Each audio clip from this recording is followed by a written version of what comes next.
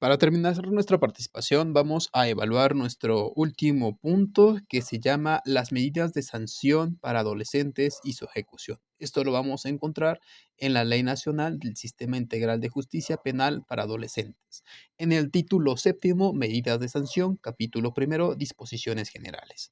En esta situación es importante destacar que el artículo 153 nos dicta las finalidades de la sanción, las cuales en este caso, nos muestran también la reinserción social y la reintegración de la persona adolescente encontrada responsable de la comisión de un delito señalado como delito, de un hecho señalado como delito, para lograr que se reintegre y se le reconozcan una vez más para lograr ejercer sus derechos, así como la reparación del daño a la víctima o ofendido en los términos descritos por esta ley, donde el juez de ejecución y la autoridad administrativa deberán garantizar que el cumplimiento de la medida de sanción satisfaga dichas finalidades.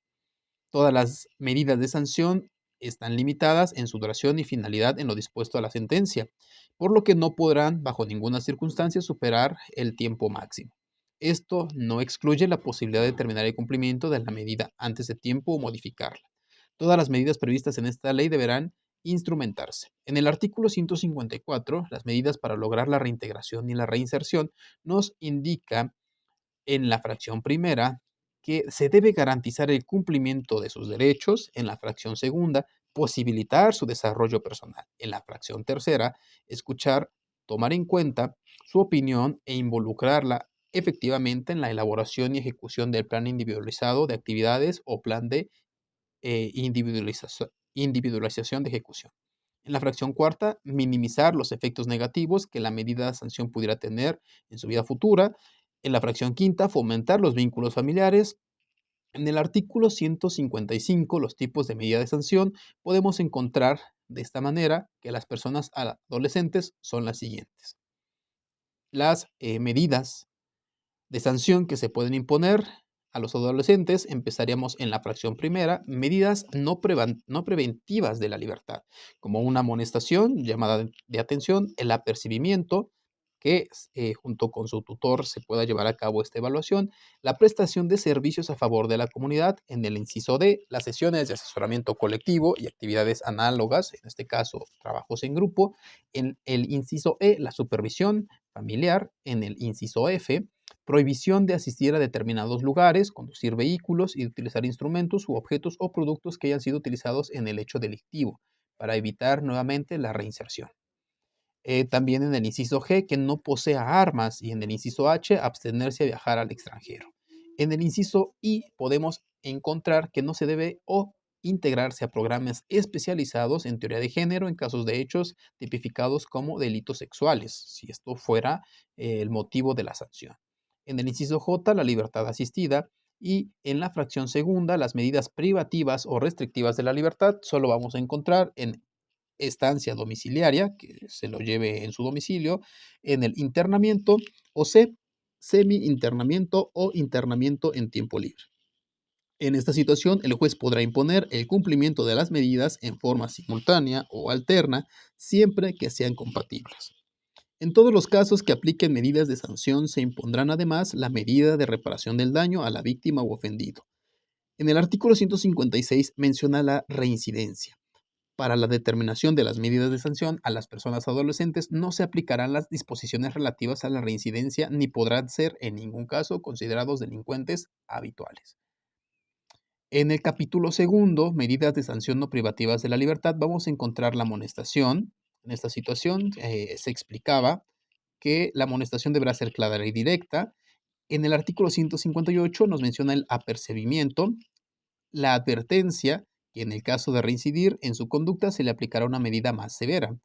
En el artículo 159, la prestación de servicios a favor de la comunidad, a lo que se refiere, por ejemplo, tareas de interés general de modo gratuito en su comunidad, lo que puede llevar a cabo sin fines de lucro, orientadas a la asistencia social como hospitales, escuelas, parques, protección civil, Cruz Roja y otros. En el artículo también es importante destacar que las actividades designadas deberán considerar las aptitudes de la persona adolescente, su edad y su desarrollo. La duración de esta actividad no podrá ser inferior a 3 meses ni superior a un año, y las jornadas de servicio a la comunidad no podrán exceder de 8 horas semanales. En ningún caso el cumplimiento de esta medida perjudicará la asistencia a la escuela, la jornada normal de trabajo u otros deberes. Esta medida solo podrá imponerse a personas adolescentes mayores a 15 años. La importancia y la imposición de esta medida no implicará la actualización de una relevancia laboral.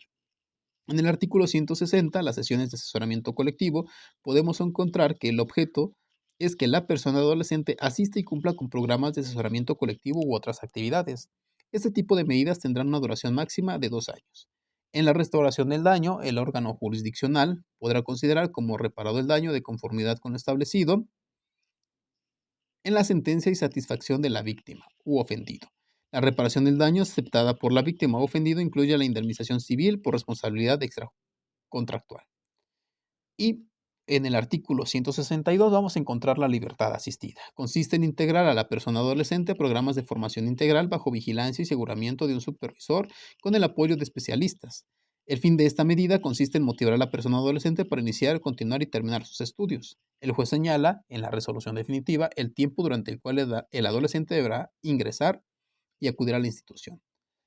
Se dará preferencia a las instituciones que se encuentren más cercanas al domicilio familiar y la duración de esta medida no podrá ser superior a 2 años. Las medidas de sanción privativas de la libertad las señala el artículo 163 en la estancia domiciliaria, donde menciona que consiste en la permanencia de la persona adolescente en su domicilio con su familia.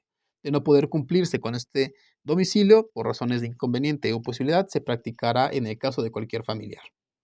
La sentencia domiciliaria no deberá afectar su asistencia al trabajo o al centro educativo. La autoridad administrativa hará los estudios pertinentes para informar al juez si la familia de la persona adolescente está en posibilidad de hacerse cargo de la aplicación de esta medida. En el internamiento podemos encontrar, señalado en el artículo 164, el internamiento se utiliza como medida extrema y por el tiempo más breve que proceda a las personas adolescentes al momento de habérsele comprobado la omisión de hechos señalados como delitos. El órgano jurisdiccional deberá contemplar cuidadosamente las causas y se ejecutarán en unidades exclusivamente destinadas para adolescentes y se procurará incluir la realización de actividades colectivas. Para los efectos de esta ley, podrá ser aplicado el internamiento de los siguientes supuestos previstos en la legislación federal o sus equivalentes en las entidades federativas. De los delitos previstos, dice el inciso A, en la Ley General de Prevenir y Sancionar los Delitos en materia de secuestro reglamentaria en la fracción 21 del artículo 73 de la Constitución Política de los Estados Unidos Mexicanos.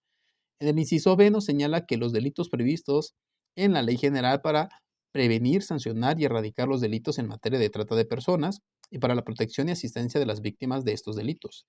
En el inciso C, terrorismo en términos del Código Penal Federal. En el inciso D, extorsión agravada, cuando se comete por asociación delictuosa. En el inciso E, contra la voluntad, contra la salud previsto en el artículo 119, fracción primera y segunda, 195, 196 ter, 197 primer párrafo del Código Penal Federal y los previstos en las fracciones primera, segunda y tercera del artículo 464 ter y en los términos del 475 y 476 de la Ley General de Salud. En el inciso F, la posesión o portación, fabricación, importación o acopio de armas de fuego prohibidas o de uso exclusivo del ejército. En el inciso G encontramos el homicidio doloso en todas sus modalidades, incluyendo feminicidio. En el inciso H, la violación sexual. En el inciso I, lesiones dolosas que impongan en peligro la vida o dejen incapacidad permanente. Y en el inciso J, robo cometido con violencia física. En el artículo 165, el cómputo de duración. Al ejecutar medida de sanción, el término se deberá computar el periodo de internamiento preventivo que hubiese sido sometido a la persona adolescente. En el artículo 163 encontramos la excepción del cumplimiento de la medida de sanción, que no podrá atribuirse a la persona adolescente el cumplimiento de las medidas de sanción que se le hayan impuesto cuando sea el Estado quien haya incumplido la creación y organización de los programas para el seguimiento, supervisión y atención integral de las personas adolescentes. En el artículo 167, semi-internamiento, consiste en la obligación de la persona adolescente de residir en el centro de internamiento durante los fines de semana o días festivos, según lo determine el órgano, pudiendo realizar actividades formativas, educativas, sociolaborales, recreativas, entre las que serán parte de su plan de actividades en caso de presentarse un incumplimiento de este. Se deberán informar mediante las personas responsables del o del adolescente Deberá cuidar que el plan de actividades no afecte las actividades cotidianas, educativas y o laborales de la persona adolescente. La duración de esta medida no podrá exceder de un año. Los espacios destinados al detenimiento del tiempo libre debe estar totalmente separados de aquellos destinados al cumplimiento de la medida e internamiento definitivo. Es así como de esta manera podemos evaluar y revisar en esta situación los marcos y los procesos que se llevan a cabo para la valoración de nuestro marco jurídico del derecho de ejecución de las penas. Y hemos repasado lo que corresponde al objeto del sistema penitenciario, así como las bases del mismo y su forma de aplicación. Hemos hecho un repaso por el régimen establecido por la delincuencia organizada, los que no aplicarían, y también hemos revisado el procedimiento jurisdiccional, los traslados y los beneficios preliberacionales, así como las medidas de sanción para adolescentes y su ejecución penal.